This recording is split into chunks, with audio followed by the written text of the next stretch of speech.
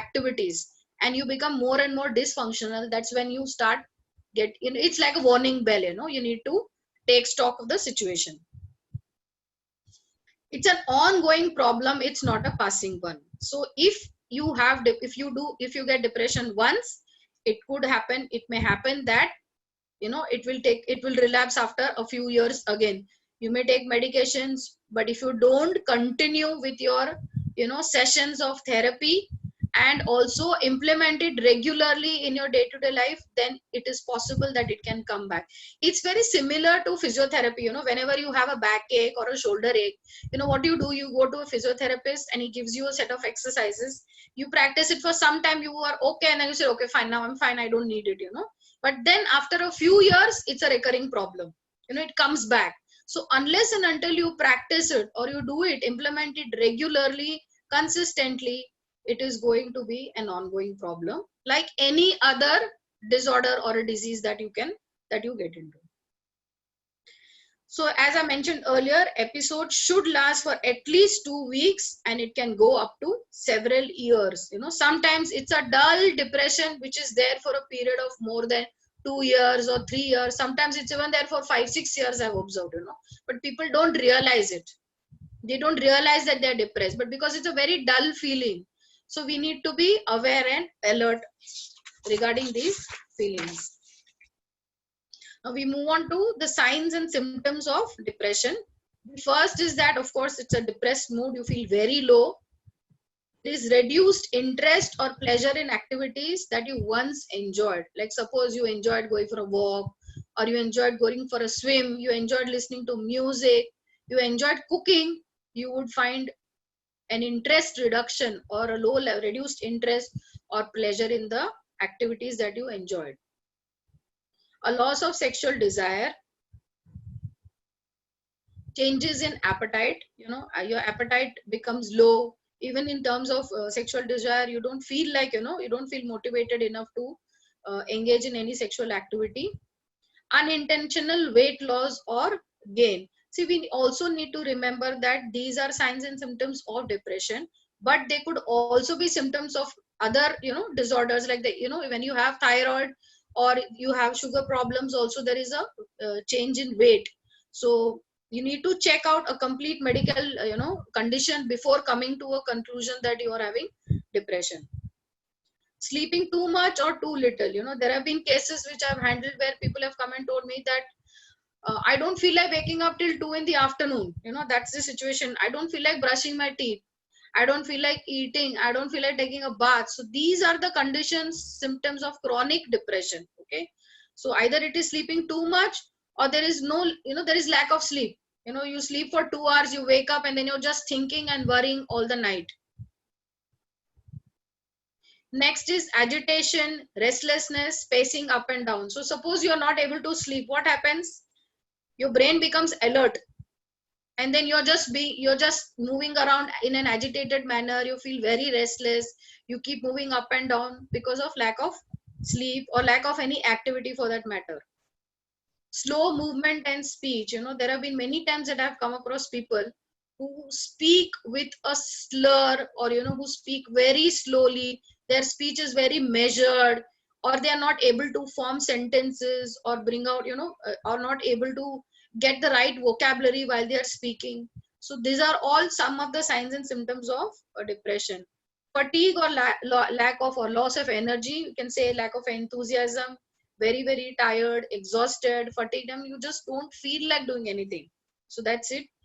Feelings of worthlessness or guilt. Now this is very, very important, because this could lead to further complications. This particular feeling of worthlessness or guilt, if you are suffering from that, that is the first thing that anybody needs to address, because these are the feelings that actually lead you to commit suicide. Now recently I had a case where there was this lady who was actually planning for an IVF, but unfortunately she was not able to go through because of the pandemic situation. And just couple of weeks ago I got a call from her husband, and he was saying that, and she did not come for sessions after that. She attended she came for 2 therapy sessions, and after that I did not hear from her at all. And just couple of weeks ago her husband called me to say that, ma'am, she has tried to commit suicide twice, you know. So these are some of the, you know, it's like feeling of worthless. She was feeling so worthless that she was not able to, you know, manage to give birth to a child, or feelings of guilt, not able to take care of. She had reached a stage where she could not even she didn't even remember how to cook, you know. Her husband used to just tell her that, you please make Maggie and give me, and she would say that I don't remember how to make Maggie, you know. So it, that was the situation. She was in that bad a shape, you know. So there were very deep feelings of guilt that I am not able to support my husband in whatever way I'm supposed to. On top of that, worthlessness, because, you know, I am not able to you know, whatever, give birth to a child. So there were many things which were happening in her life, and this is how I came to know through her husband. So when you have feelings of worthlessness or guilt, that needs to be addressed first.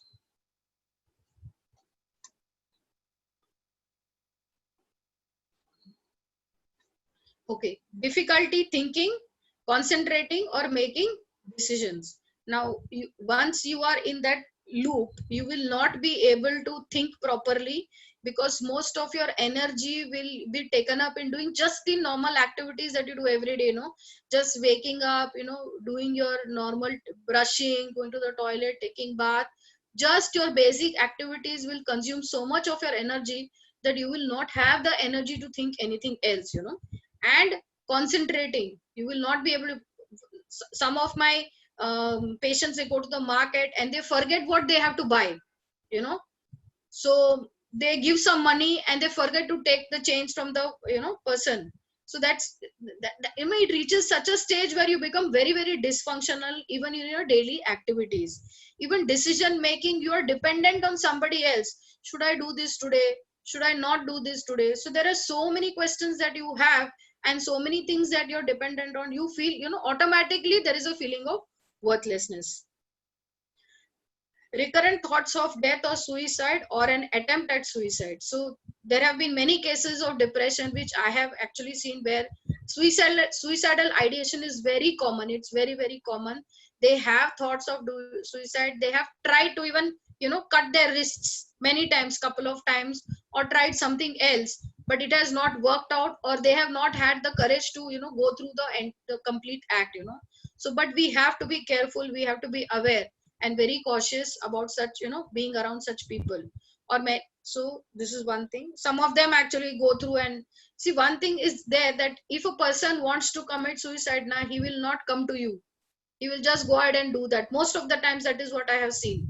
I recently, there was this girl, a school girl I'm talking about. She must be in a 10th standard or something, and she had come to me with a history of sexual abuse in her childhood, and she was feeling a lot of worthlessness, guilt, a broken, you know, separate, you know, broken family she came from. And what happened was, one day she called me from the she was coming for sessions to me, and she called me in the morning from the washroom of her school, and she told me that, ma'am, I want to commit suicide, I don't want to survive.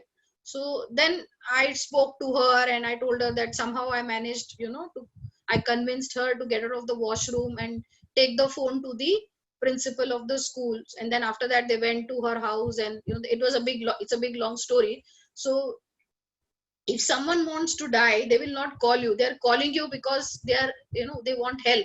So like Radha Gopinath Prabhuji just shared with us, that even if somebody comes and talks to you about all these things, you should try and probe. Okay, why are you asking these questions, what is going on in your mind, you know. So you should try and understand if the person has any, you know, ideations, or is planning on something. So this is something which we really need to be alert about.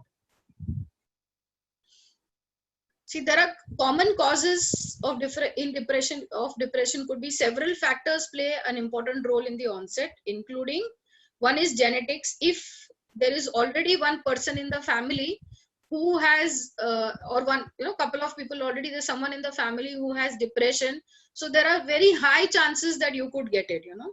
So there is definitely a genetic this of, you know, of family, in the family.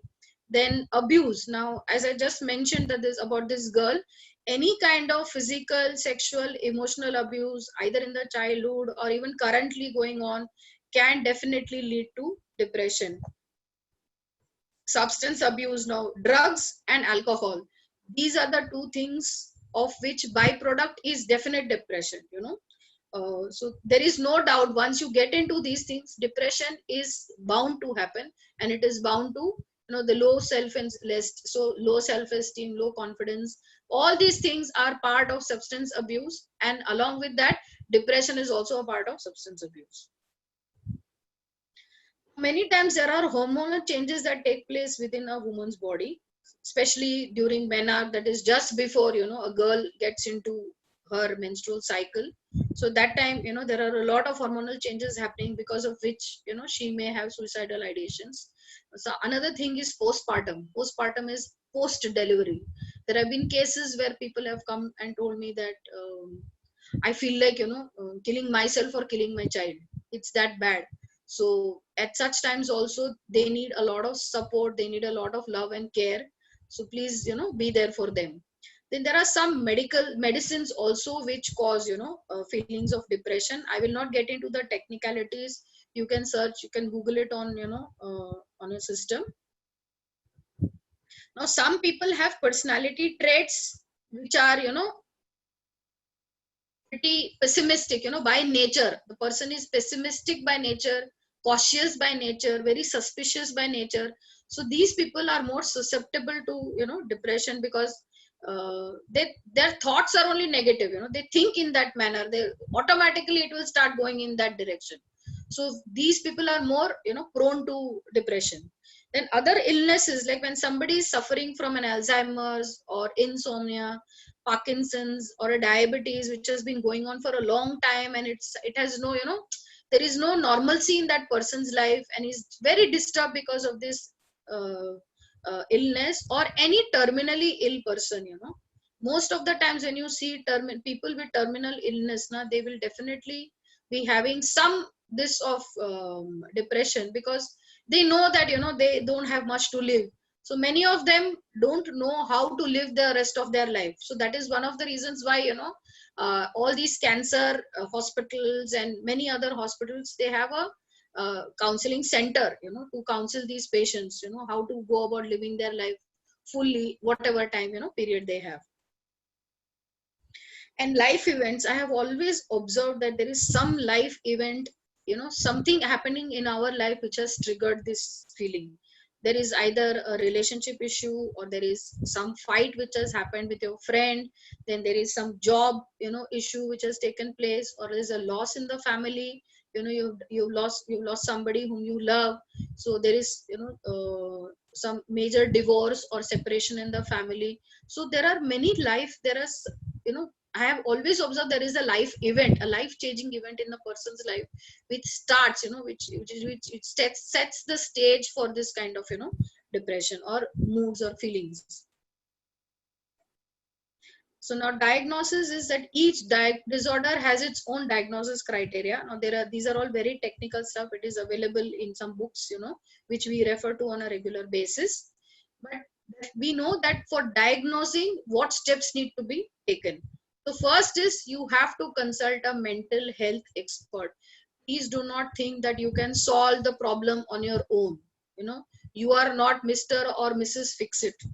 It's not that every problem can be solved by Mrs. Gaukar. No, Mrs. Gaukar has her limitations, and she cannot solve everyone's health problems or whatever it could be, you know. So we have to consult a mental health expert if we feel that there is somebody whom we love is suffering with this kind of a issue or a problem. Get the correct diagnosis, because sometimes, you know, there are people who are not able to diagnose also the illness properly or the disorder. They keep roaming around in circles, you know. There is one girl who still comes to me, and she tells that, ma'am, mujhe kya hua hai, mujhe bata do. This I Because I don't know her diagnosis at all, frankly speaking. The psychiatrist has told her that she has anxiety, but I feel she has symptoms of schizophrenia also, you know. So there are a combination of things that are there sometimes, and because of which there's a lot of confusion. So getting the correct diagnosis is also very, very important. If you don't do that, then it could lead to more complications. So now this is the cycle of depression. How does it start? You know, there is a trigger. You know, it starts with a trigger or a stressor. This stressor could be anything ranging from a medical illness to work problem to family problem to relationship issues. It could be anything. Okay, any kind of stress. So these sometimes what happens is these things actually give rise to physical problems. It can be both ways. If you look at the arrow marks, it's both ways. So sometimes poor sleep, pain, low energy, poor concentration levels, and poor appetite. These could lead to this could lead to medical illness. Then medical illness could lead to some kind of depression.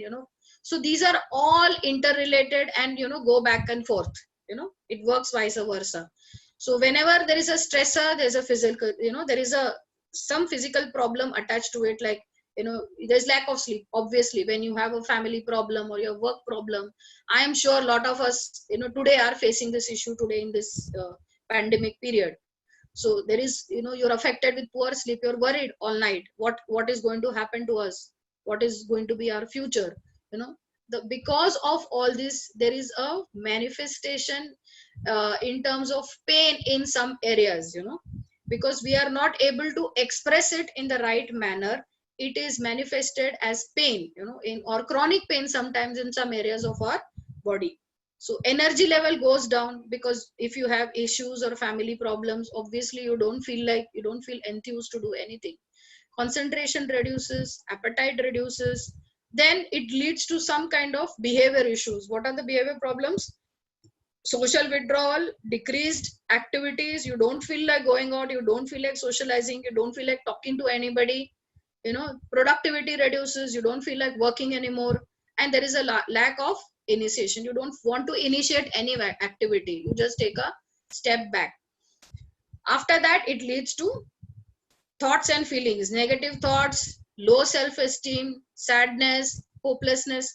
So all these things, if you see, it's like a cycle. It's a vicious cycle, and it is very, very essential to break this cycle. And you can break the cycle by actually working on your stressors. Stressors could be medical illness. Now that definitely cannot be broken, but you can improve your level of I could say medical health or physical health. That is something which we can do. Family problems, you can sit and discuss, you can come to a solution to your problems. Work problems, I mean, that also can be sorted to a certain extent. And again, another way to break this cycle is to work on your negative thoughts. Thoughts and feelings need to be worked on.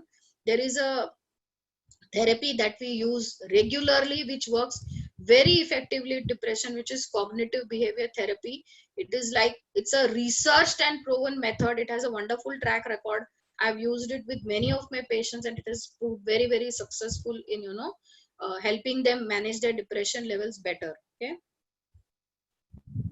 now we can reverse the vicious cycle of depression also by increasing our activity level. Now remember one thing, that this can be what can be done. This can be done by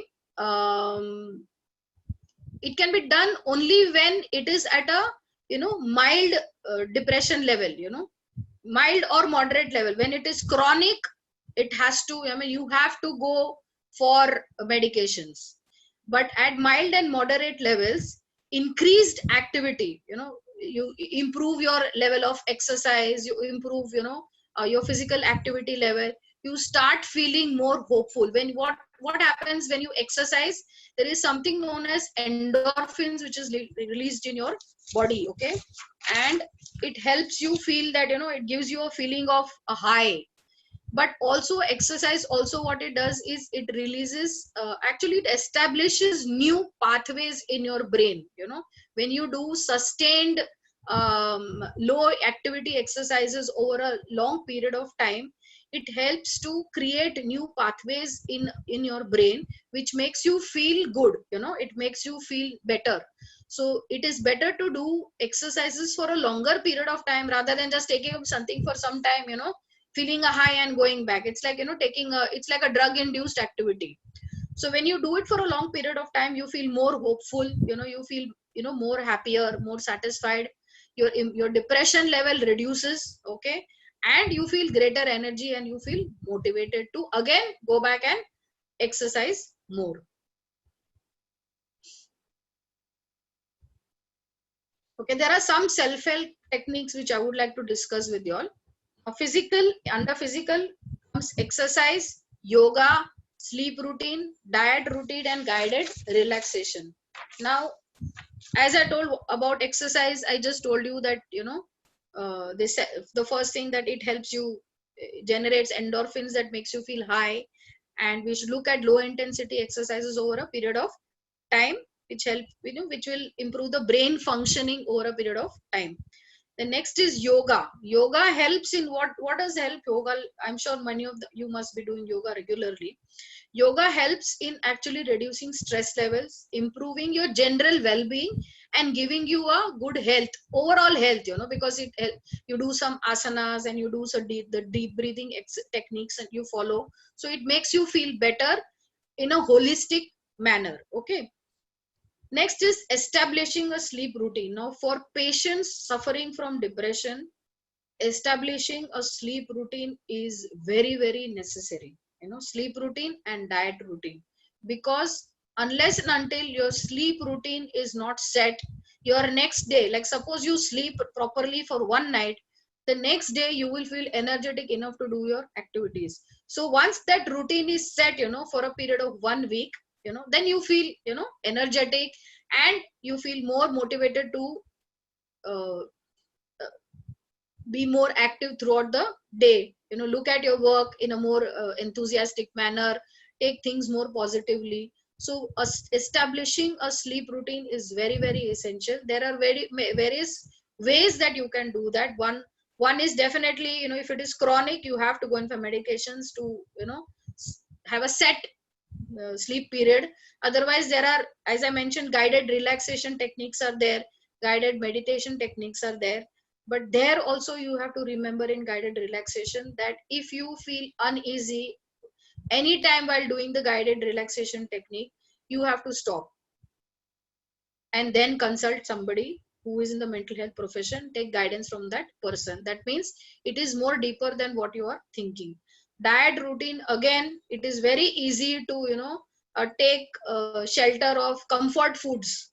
So we should try and avoid that and eat more of healthy food, which keeps us more active, which keeps us, makes us feel lighter.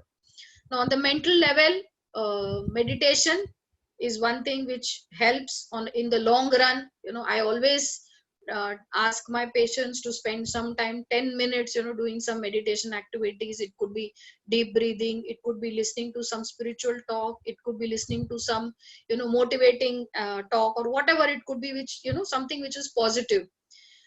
Spirituality is something which we all believe in strongly, taking shelter of some supreme power, which will because all of us know at the end of the day that nothing is in our control. So when we take shelter, we become humble, we try and accept the situation as it is.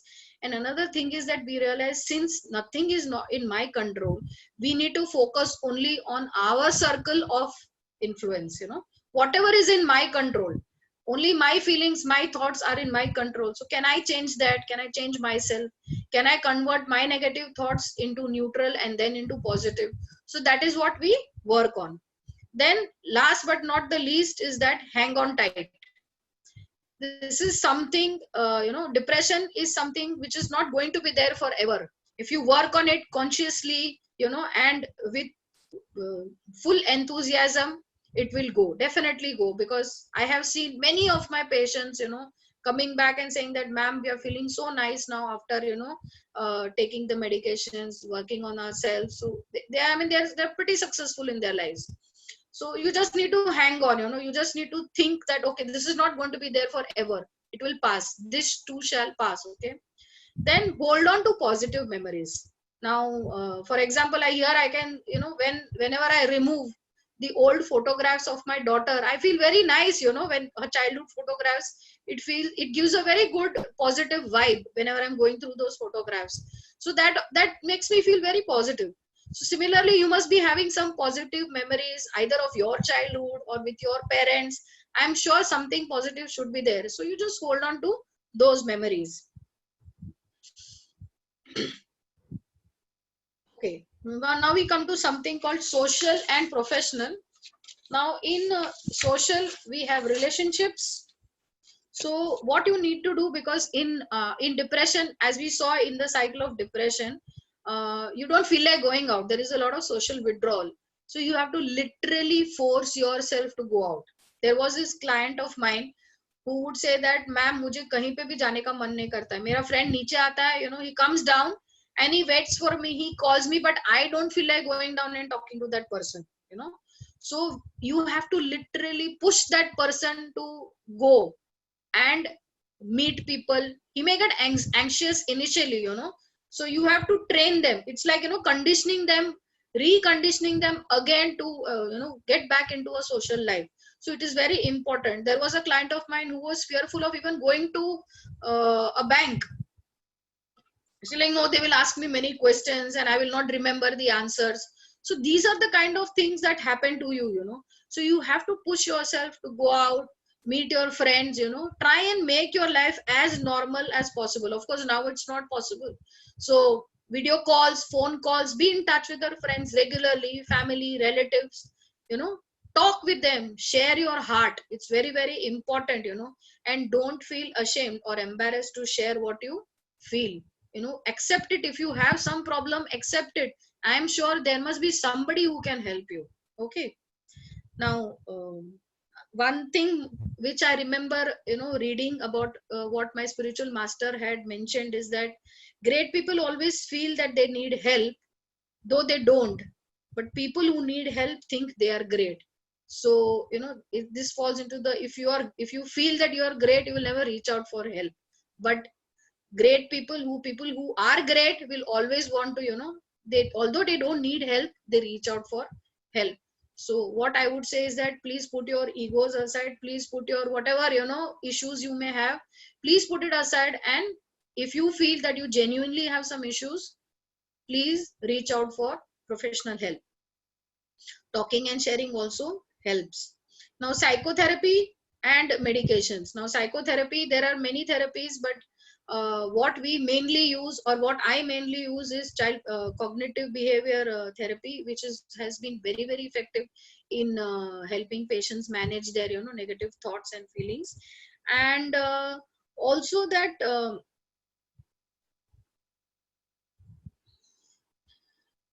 the therapy that we choose depends on the patient, actually depends on the client, what is the intensity, frequency, or how chronic the the person is, the problem is in the person. So accordingly we choose that issue. Now I'm sorry, I forgot the social work part. Is that under social work, it says that first you have to help yourself. Okay, now unless I help myself, I cannot go out and help somebody else. So that is one thing that you have to remember, that unless we help, self-help is the best help. So first you help yourself and then go out and do work in the society. The last is medications, which is again your choice. I would recommend it, but choice is still yours, because there have been times when I have seen that without medicines, people have actually lost their loved ones, or things have gotten really complicated in some cases. This is one topic which everybody had asked me last time when I did this session, that how can you help a loved one. Now the first thing that you can do is listen to them. Now you hear them out whenever they have to speak something about their issues. You hear them out, but be empathetic, don't be sympathetic. Okay, if you become too sympathetic, you will also drown in their sorrows. So then it will be difficult for you to actually then come out. You will become a depressed patient. So slowly you have to, next is you help them to find support. So gradually, as you keep talking, as you realize that this person needs help, you identify people for them. You tell them that I know of this person who can help you, would you like to go there? And if he or she says yes, you support them in continuing the therapy. You accompany them for therapy, and you be with them. That is more important, so that person knows that if something happens, I have someone to fall back on. I'm not all alone in this battle or whatever against depression. So, and take care of yourself, because sometimes what happens that in the process of taking care of so many people around us, or even one person in the family, so much of your energy is utilized in doing that, that you forget to take care of yourself, and you'll end up getting sick. So that is first, jivana sarthaka kari paropkar. So first you have to take care of yourself and then others. So sometimes it is necessary that you become a little selfish. You have to set boundaries, because what happens is, I've seen when we start listening to them and we start hearing them out, they keep calling you on and off, during the day. I have had a lot of this experience where people just keep calling any time of the day, okay, ma'am, can you help us, mataji, can you help me, this is my problem, that is my problem. But I tell them that right now I'm busy, but I will call you back at this time. Or I always tell them, nowadays I tell them, please take an appointment in advance.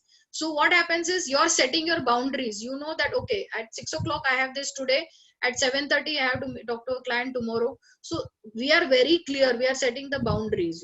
Okay, there will be times, there may be exceptions, because that person is very close to you, he will call, he will cry. So you can just, at that point in time, just calm him down and then tell him that I'll call you back later, him or her, whoever it may be. So how can you help a loved one? You have to also have some knowledge about depression, that is important. So read up, understand what this is, and then you can help them better. Offer to help with everyday tasks. Now, if it is someone in your family, it is very, very important that you understand that depression has made this person dysfunctional. So when you help that person in their regular everyday tasks, they don't feel so worthless. It's like, providing that support that they require at the right time. So it helps them to come out of that situation quickly. So they know, okay, if I'm not able to do this today, my husband or my wife can do this for me. So that is the kind of, rhythm that you need to set with your family members.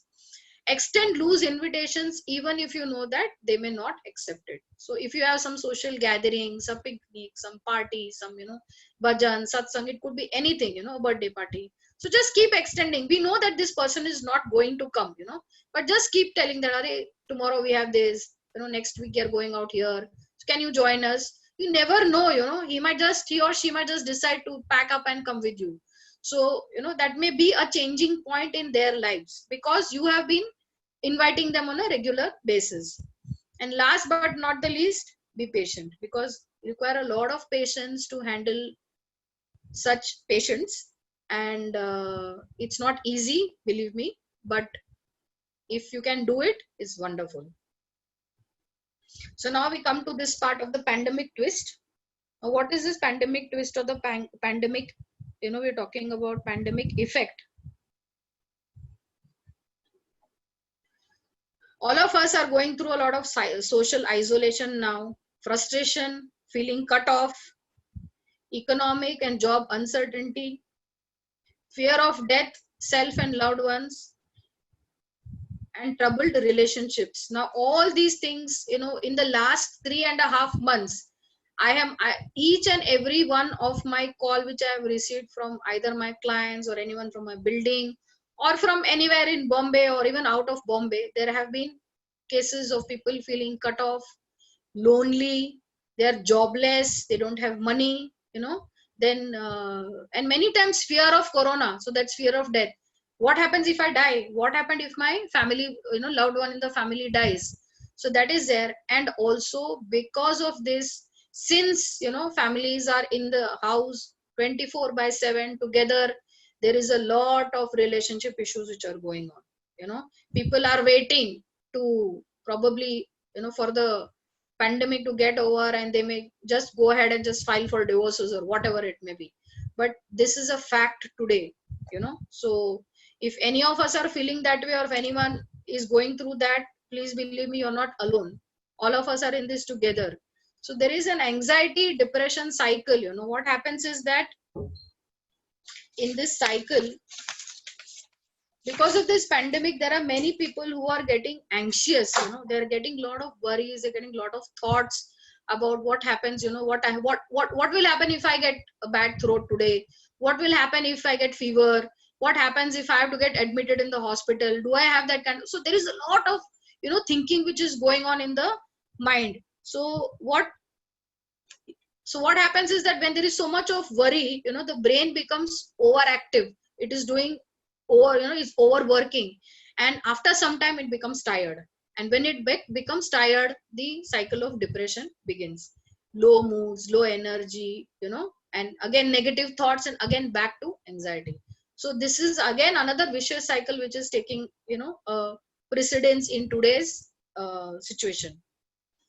Next is obsessive negative thoughts. Again, the part of this suicidal ideations. Many cases are coming up with people coming said, "Ma'am, we feel like committing suicide. I feel like jumping out of the window. I feel like doing this." So that is something which is becoming very very common today. Daily onslaught of bad news every day, whether it is a newspaper, whether it is your Times of India online, you NDTV, see whatever, APTV, Aaj Tak, Kal Tak, whatever news channel you open, they are only talking about so many people died today, so many people have got corona, or so many people have recovered. So that's all you're hearing. What has happened to China, what is China doing to India. So nothing but bad news is what we are getting. So the only solution is just switch off your TV and your mobile phone and sit for some time during the day. Especially this news now, this is all unreliable. So please don't rely on this news whatever comes on TV and these other social media. And also there is a loss of loved ones. That is something which I have seen. Many of us have lost family members, not only due to corona but many other things also. So there have been cases where I've seen where people have got anxiety. Usko, one person got was infected with corona, with COVID, and within couple of days, my husband shared, within couple of days he died of heart attack because of anxiety. So these are all the things that are happening. So we don't know, there are sudden deaths, there are people living, old people basically, who have been with us for so many years. So that makes us feel very sad. But all of us, we have to remember that we are all in this together. None of us are alone. We can still reach out to each other, at least if not to professionals, at least reach out to your friends, talk to them about your problems or issues. Please share. That is what is important now. And we need to change our focus. We have to distract ourselves from this daily onslaught of whatever we are getting. First thing is, how will you distract yourself?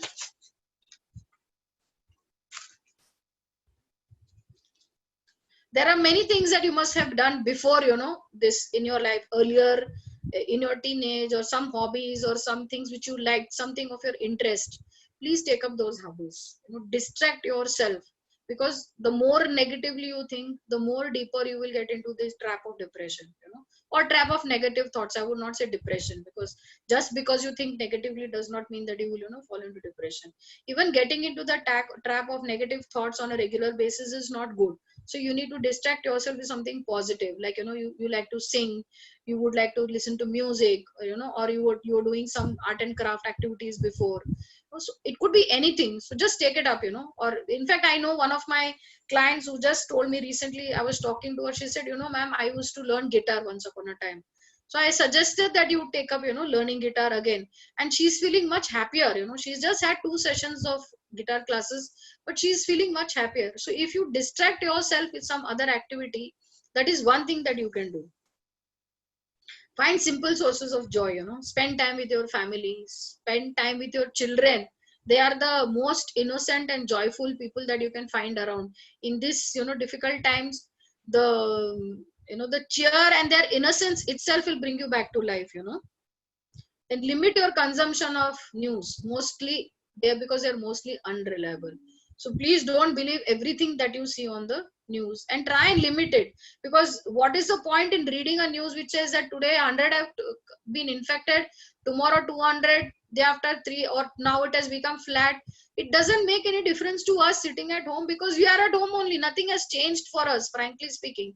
We are at home, we still have to take all the precautions, we have to be cautious, still we cannot get out of the house. So the situation remains the same for us. Just the news outside is just changing with just the numbers, only the statistics are changing. Maintain a routine. Now I'm sure in the last 3.5 months, a lot of our routine has gone for a toss.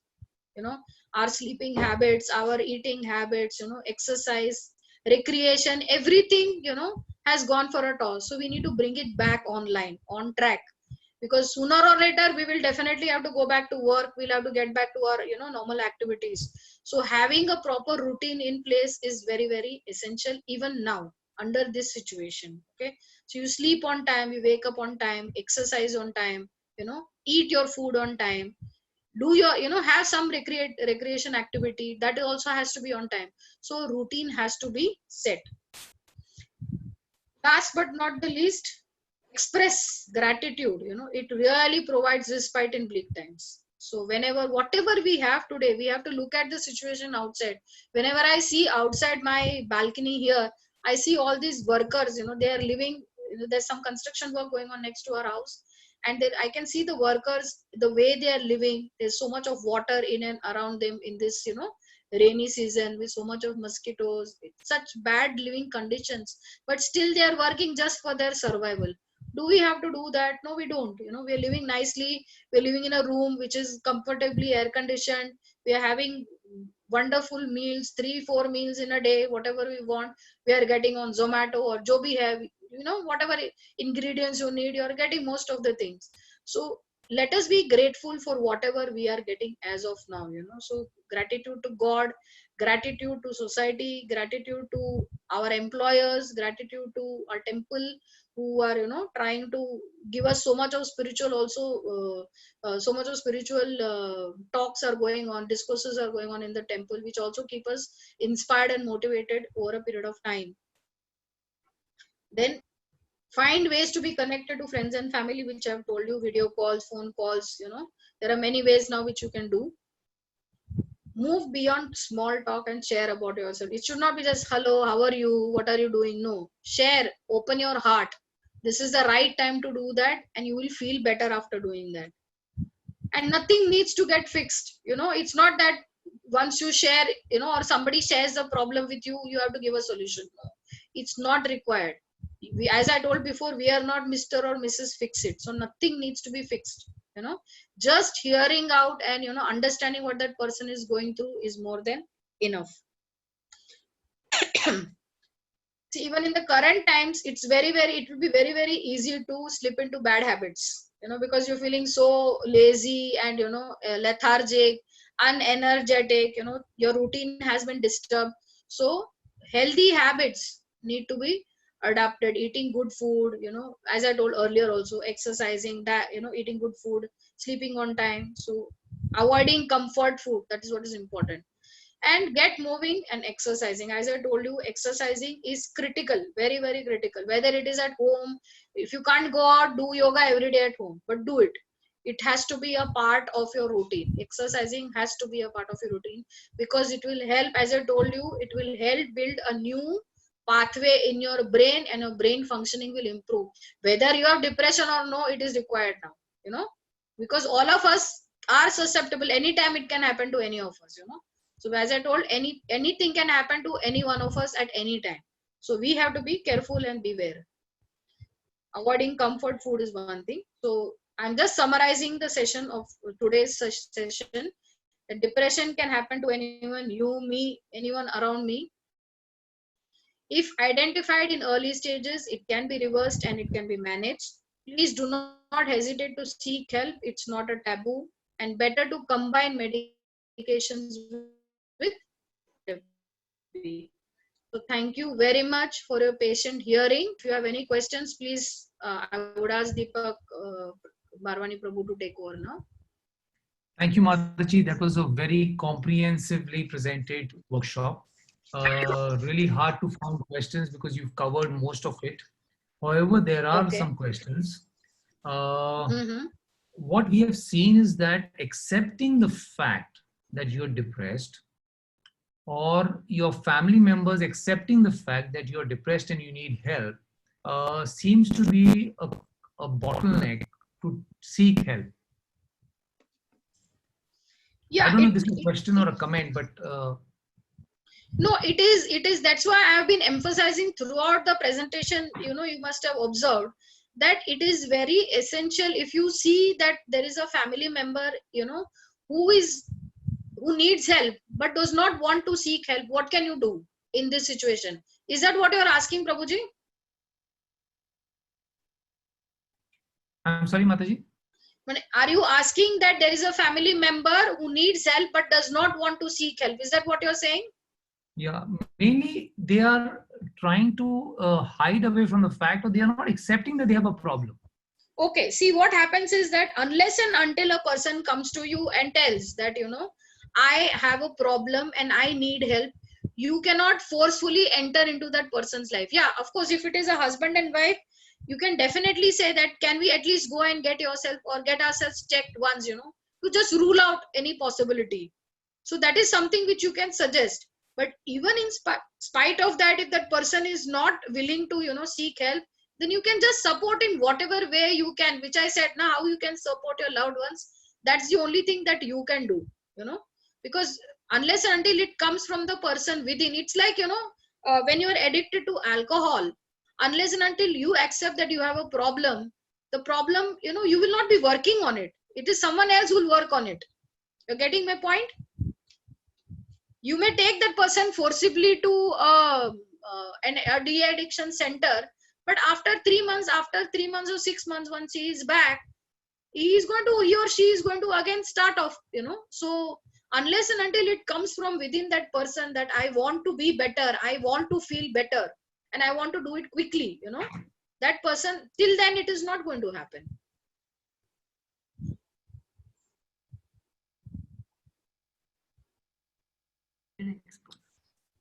Yeah. Thank you, Mataji. So self-acceptance is the start of the problem-solving process. Exactly. Mataji, there is another question Hmm. where depression may set in a little later. Before that, there may be sadness, there may be general anxiety.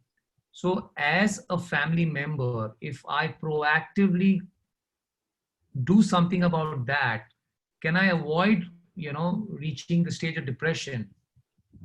Yes, you can avoid it. Like I said, when you support your family member through whatever ways and means, see, there are times when you feel that you can handle it. It's not so much. You can help the person, you can extend yourself. But again, as I said earlier, you need to set boundaries, because at the end of the day, you are not trained or qualified to handle this.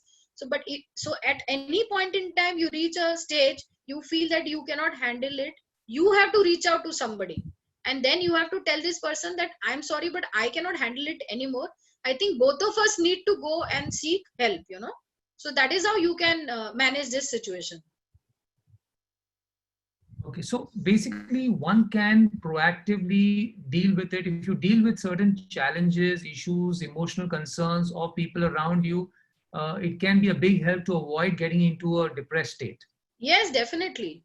And also, Okay. if you open up and speak, that's another thing, See, I may be having some problem, and you may be a wonderful person who listens to you, who listens to me, and who understands my emotional problems. Is unless and until I share it with you, you will not be able to understand what's going on.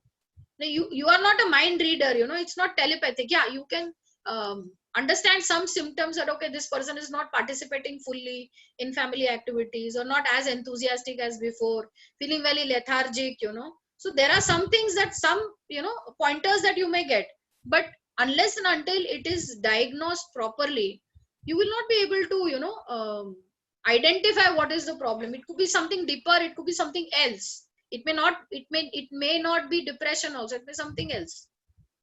Okay. Mataji, I have been chanting for many, many years and I'm following the path of bhakti.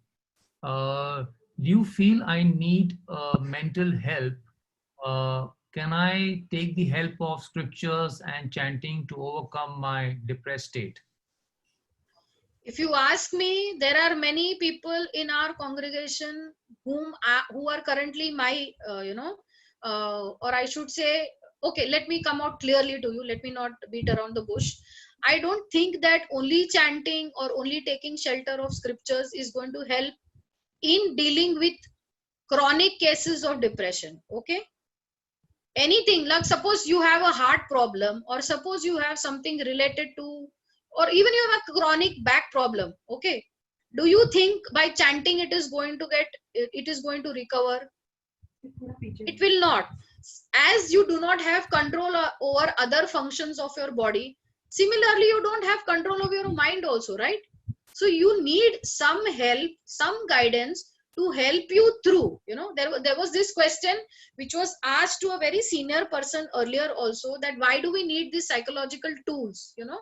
So psychological tools are just to help you cross, you know, they are not the only things.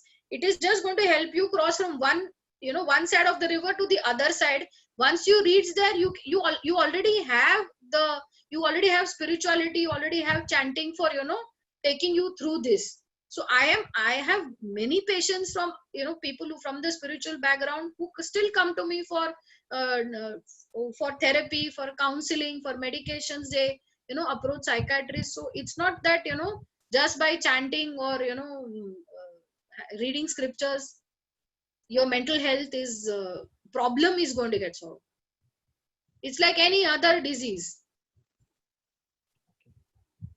Thank you, Mataji. Mataji, one last question Yeah. is, we've seen that people who are depressed may not have any valid reasons to be depressed. You know, they may be in a high income family, they may have very sweet relationships, nothing untoward is really happening in their life, and suddenly we find that, you know, they have taken the extreme step.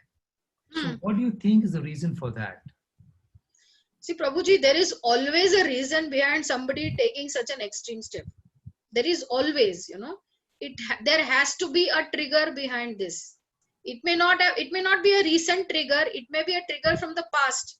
See, when I say feelings of worthlessness and guilt, if you remember the presentation, in the presentation, those are very strong triggers to, you know, take extreme steps. That's why it needs to be worked on. There are people who have been, you know, abused in their childhood, who may take a step now, you know, because they are living in the same family, they're living with the same members. So always they are in the fear that you know, this person is going to hit me, or this person is going to emotionally abuse me, or I'm going to get sexually abused by somebody. So that fear is always there. So they're in constant, you know, living in constant fear of that thought. Or it could be anything of, you know, in the past I did that, and, you know, this happened, I was not a success, I was a failure. So what is going to happen now? So there are many things, but I am sure there is something attached to this particular event. It cannot just happen out of the blue. There has to be a trigger. It may be a trigger from the past or from the present. Okay.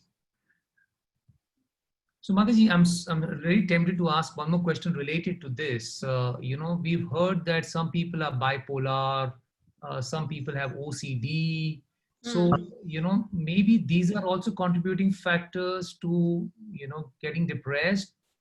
Because see, bipolar and OCD are different problems altogether. Yeah, bipolar is, you know, either you are at a manic level where you are very happy, very ecstatic, or at a very, very low level, you know. So your mood keeps fluctuating between both. So it is a part of depression, but it's a disorder. Okay, it does not, it comes under one of the types of depression. OCD is something very, very different. It is an obsessive compulsive disorder. Okay, it's either an obsessive behavior or a compulsive behavior, you know. So now nowadays compulsive behavior can also be that of, you know, mobile addiction, you know, watching porn continuously. So all these things, and behavior could be washing your hands. After pandemic, all of us are going to become obsessive about washing our you know, hands. So that is one thing. You're very particular about cleanliness. So these are all you know, there are many other things. Some of them, some people hoard books, they hoard stamps, some collections they have. So, and it is in a very disorganized manner, it's not organized. So these are all it cannot be connected to depression. But yes, depression is one of the byproduct of OCD. No, because you have sometimes some, in fact now most of the times you're seeing that people who are coming for help are people with obsessive negative thoughts, negative thoughts of death, negative thoughts of hurting others, sexually perverted thoughts. So all these things are actually now becoming very, very rampant nowadays. And this is what we are treating on a regular basis with people with OCD. Okay. Mataji, I'm tempted to ask one more question. In your experience as a counselor or as a psychologist, do you see that the number of problems are increasing day by day? And is it more with the younger generation? And if that is so, what is the fundamental reasons? What are the fundamental reasons behind these problems? Okay, definitely as much capacity as we had earlier, because their resilience level is very low. Their ability, by resilience I mean the ability to bounce back from from any difficult situation. So even if see, I would also blame parents a lot in this, because whenever something happens, they are there to mollycoddle them. It's okay, I'm there. So the decision making, the problem solving, and addressing the issue directly by the child is very little, very less. It is the parent who is addressing all these issues and taking solutions on behalf of the, or taking decisions on behalf of the child. So what happens is the child does not learn in the process, and as a child keeps growing up, becomes a teenager, the same habit remains. So anything happens, the parent is there. So where is the strength building coming in the child, in the in the boy or the girl, in the teen? So what are we giving our generation today? Like when we used to fall down when we were child, mothers or fathers used to say, "ठीक है, सब लोग को होता है," but we don't do that anymore. We want to tell them, okay, you're feeling hurt, you're feeling, that's how we are also training parents. That's another part of it. But at the same time, we also need to build their resilience level, their ability to fight back, their ability to tolerate. The tolerance threshold has to be higher. So all these things are actually the what I should say, cause of children getting depressed. So many students are committing suicide. I mean, it's like a very common thing nowadays. In fact, in where we stay, a 12-year-old boy committed suicide because he was not allowed to go out of the house during the pandemic. So I mean, is this a reason to commit suicide? But that level, the level of maturity and also of facing the current, facing any problem is very low. They give in, they're not persistent, they're not persuasive, they cannot fight back. So all these things we have to teach our children. It's very important right from a small age. So then they grow up into resilient adults.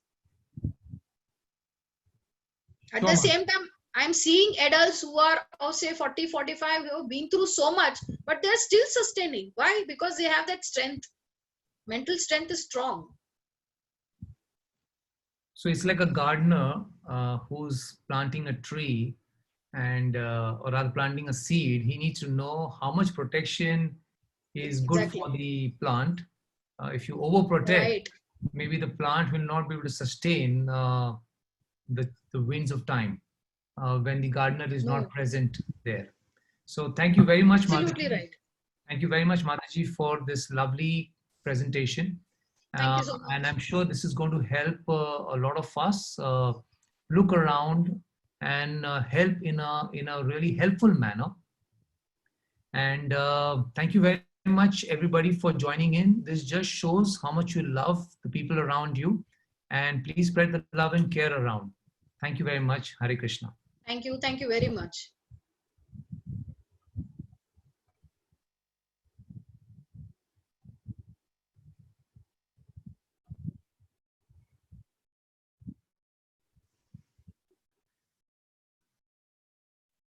Prabhuji, should I end the meeting? Yeah, Mataji, you can end the meeting. Yeah. I don't know if Prabhuji is there. Radhakrishna Prabhuji is there. Maybe he would like to say. I don't think so. He's there. Okay, fine. How many people were there on Facebook? Any idea? Please end the meeting first. Please end the meeting first. Okay, sorry.